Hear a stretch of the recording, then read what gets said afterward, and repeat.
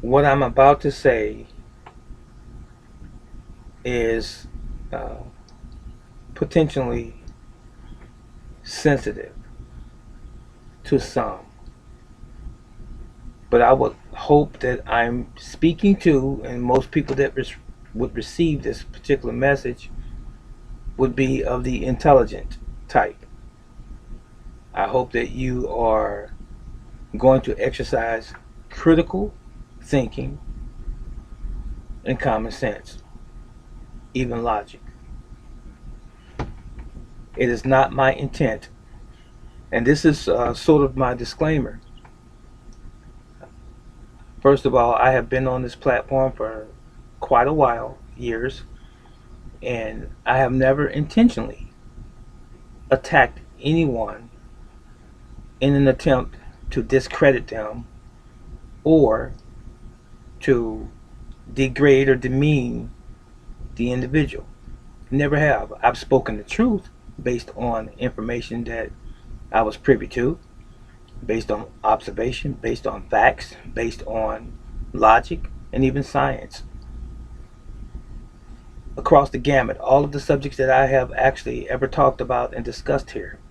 And martial arts is no different. I'm talking to, I would hope, grown men and women.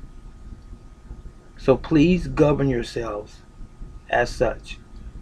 If that simple statement that I just made, or that prelude, if you will, was offensive to you, you probably need to leave the channel right now because apparently you may have not grown up yet. If it doesn't bother you, then we comprehend that it doesn't apply to you. With that said, um,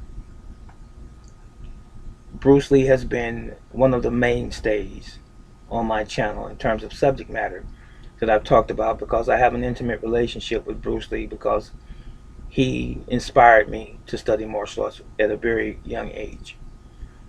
And I am still studying and training and teaching martial arts after approximately 50 years. And I shall continue to do this until I am no longer capable or able to do so. Now, I've defended, some people like to say, Bruce Lee's honor. It was not intentional to defend his honor. I don't need to defend anyone's honor because some things just stand on their own merit. Most people should know that the most celebrated martial artist of the 20th and the 21st century, hands down, is the Chinese motion picture actor and martial arts extraordinaire, Bruce Lee.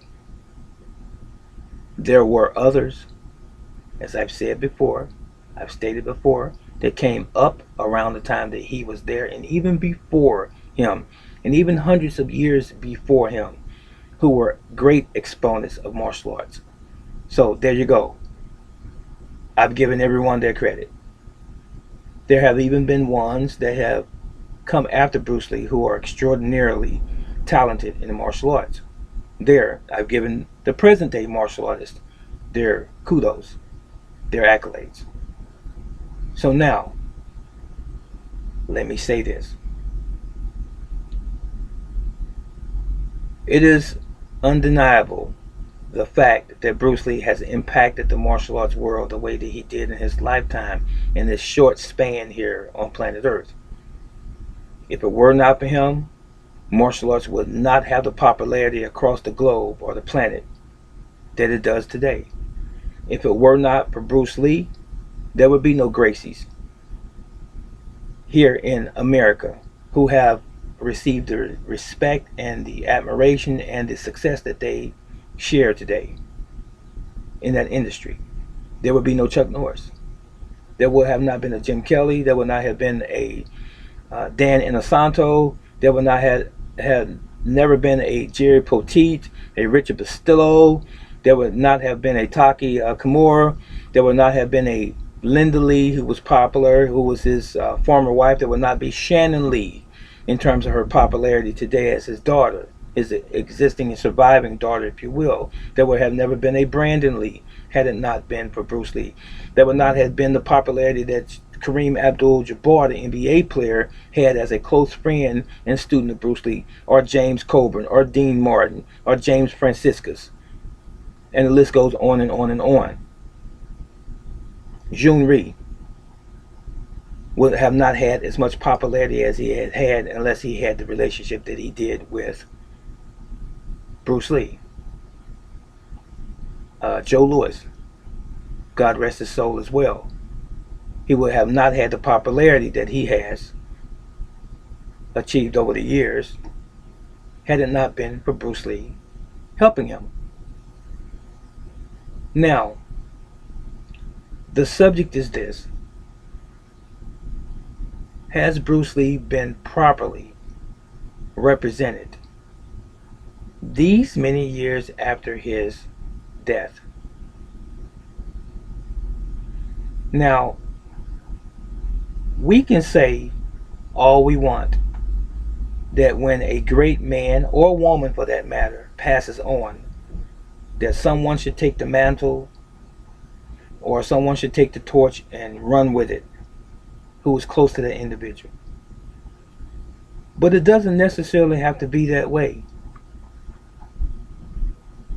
I, for example, would love that one of my children would take my martial arts mantle and carry it on after I'm gone. But it's not always going to be family. Sometimes it's someone else that's probably close to you who is more dedicated and devoted to your particular craft. It's not always going to work that way with your family, is what I'm saying. The same could be true, or could have been true, with Bruce Lee. Brandon Lee was a bright, young, shining star who died a very short and untimely death, as his father did in the 90s as well, on the set of the movie The Crow, which left Bruce Lee with a daughter, a beautiful young lady named Shannon Lee. Shannon has represented her father well by doing engagements and speaking engagements across the country, talking about her father's achievements and things of this nature and what kind of person he was and so forth. But has she truly represented his legacy to the point where his art will remain relevant for the next 100, 200 years? That's my question to you. Who is the main Jun Fan or Jeet Kune Do instructor today? Is it Dan Inosanto?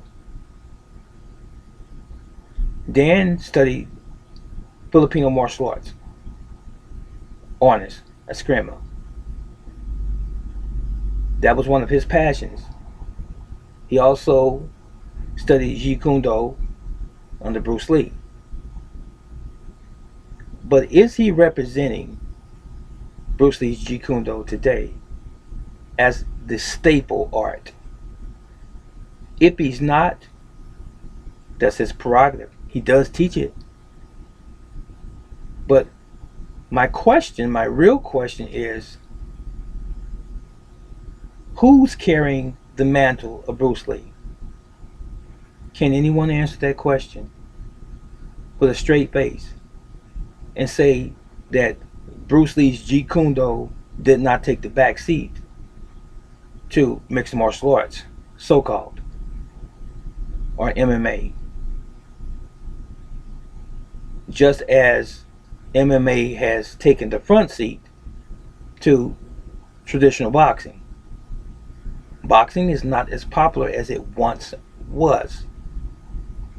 Traditional martial arts is not as popular as it once was, due to the new MMA circuits that have sprouted up across the planet over the past 30, 40 years. So, is Shannon Lee carrying Bruce Lee's legacy? I'm not talking about speaking engagements. I'm talking about his art. Now, let me say this, and I'm well aware of this. Bruce Lee created Jeet Kune Do for himself. For those who want to try to jump in and say, well, you have it wrong, Jeet Kune Do was for Bruce Lee. I'm well aware what Jeet Kune Do was for. The way of the intercepting hands or feet. I know what Jeet Kune Do was for. It was for him to develop his own personal expression of himself. As he said in an interview, martial arts to me is honestly expressing yourself. And he used martial arts as that vehicle or that means to express himself, physically and spiritually. Now, he also left that template for those wanting to study or pursue some form of martial arts. He left it for them to get the foundation down and create their own individuality and not necessarily copy him per se, because only you can be you. Bruce Lee was uniquely himself and no one could ever mimic him, just as you and I are our own individual selves. We have to be the best us that we can possibly be. Genetics factors in, as does our own natural advantages and our limitations, inclusive skill set, and even developed over time a skill set. But none of us are exactly the same. But getting back to Bruce Lee, as I said, he laid the foundation for people in the martial arts who were ascribing to be great in their particular crafts. But here's what my understanding is, basically what Bruce Lee was saying. If you do ABC, attack by combination, it works in this particular situation. Single indirect attack, SIA, it works in this particular situation. This is what is founded on after many years of research during his lifetime, of course, his short lifetime. He gave us something, sort of a barometer, if you will, something to follow. Who's carrying this? I have noticed over the years that there has been some dissension between Bruce Lee's students over the past 30 to 40 years. This group over here that studies Jun Fan is against this group over here that's studying Jeet Kune Do. They're studying the principles, they're studying the concepts. Who's the one that spent the most time with Bruce Lee? Who's the one who knows the most about Bruce Lee's art as it was developing and so forth?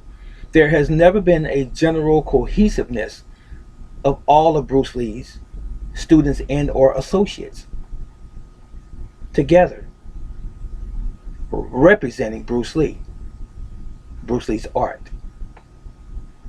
I'm not saying Shannon Lee, his daughter, should be a Jeet Kune Do expert, but I am saying this: someone has not represented Bruce Lee to the point where Jeet Kune Do is still as popular as it was when Bruce Lee was living.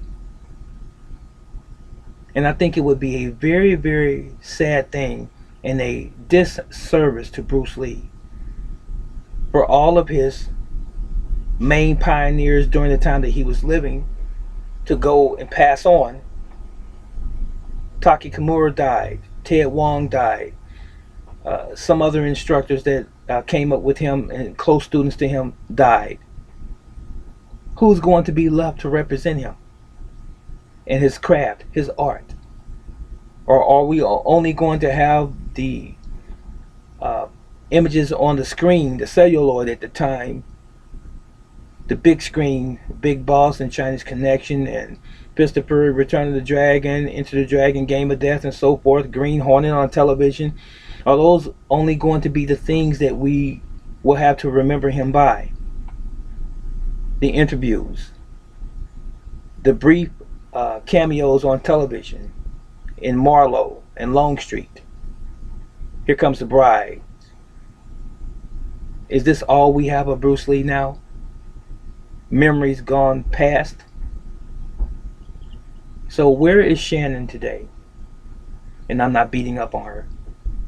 I love Shannon just like I love her father, Bruce Lee, and her brother, Brandon, and Linda, and Robert, and Peter, and Agnes, and Phoebe. But does he even matter anymore? He matters to me. Now, I'm almost 60, and I still have a strong passion for martial arts. I'm still heavily influenced by that which Bruce Lee left behind as it relates to his art and his concept and ideology as it relates to being an individual. I'm firmly planted in that. But where's everyone else who was close to him? As I sort of alluded to earlier, Shannon has traveled around and she's done speaking arrangements. There are some who have commented about her and have said, well, she's in it for the money. It's just a payday for her, and she's taking advantage of the fact that she's Bruce Lee's daughter. I'm not going to say if that's true or not, but I will say this: I think that Bruce Lee deserves more than just simply a speaking engagement and arrangement, because I think most of what he's done in history, most of us already know. But what about the perpetuity of his art? If you turn on the television today, on a cable pay station, it's not difficult to find a mixed martial arts fight going on. Not at all. But have you seen anything on Jeet Kune Do lately? Or on Jun Fan lately? Or are these guys only concerned about themselves and the income that they have as a result of teaching those things that they actually gleaned or learned from Bruce Lee during the time that he was living? Is it about the money? Or is it really about the master who has put you in a position to make money off of his life? This is my real question. Who's representing Bruce Lee's martial arts legacy today? This is a wake-up call, maybe, and maybe not. But this is what I feel in the moment. I believe those that are closest to him that are still living owe it to their instructor, Bruce Lee, Lee Sao Lung, Jun Fan, the Little Dragon. You owe it to him to not leave this planet. You, that is, I'm speaking about. Don't leave this planet until you have done him the service that he deserves. Enough has not been done, in my estimation.